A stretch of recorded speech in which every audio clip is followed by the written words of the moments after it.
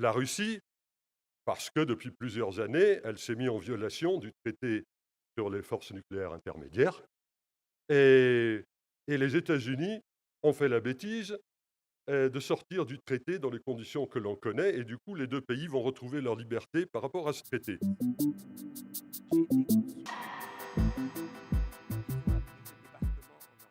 La réponse courte, c'est non.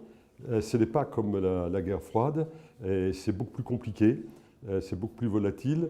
Et la réponse est oui, si vous voulez me faire dire, à juste titre d'ailleurs, que les tensions internationales sont croissantes et à certains égards, les risques sont peut-être plus importants qu'à certains épisodes de la guerre froide. Pendant la guerre froide, à peu près toutes les grandes puissances, et la plupart des puissances de moindre importance, étaient alignées dans un camp ou dans l'autre. Dans un monde où il n'y a pas 2 camps, il est très difficile de gérer les crises.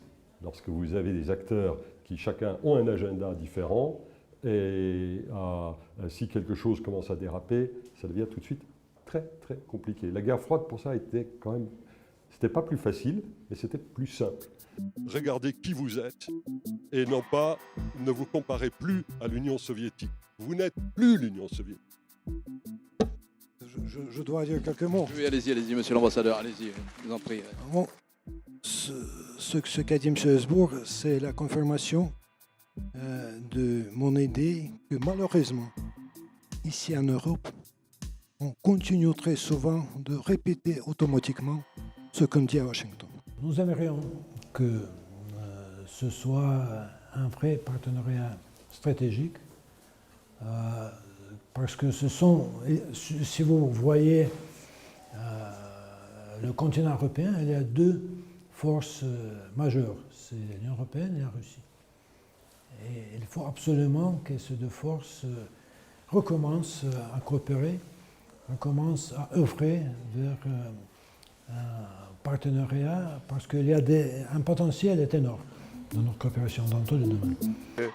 Je ne regarde pas l'avenir en disant pourquoi on n'en est pas resté à cet avenir, à cette division bipolaire. Il y a un conflit en ce moment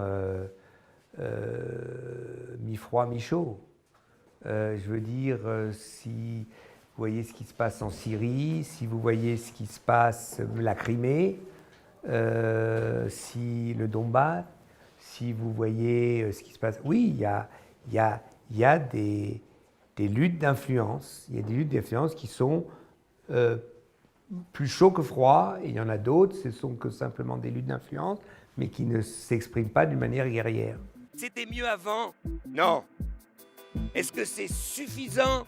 Non. Est-ce qu'on a la possibilité d'aller plus loin? Oui, si on ne se met à être enfin optimiste. Et là, je reviens à Jean-Paul Sartre et à l'existentialisme. Nous faisons notre histoire. Nous sommes maîtres de notre histoire. Allons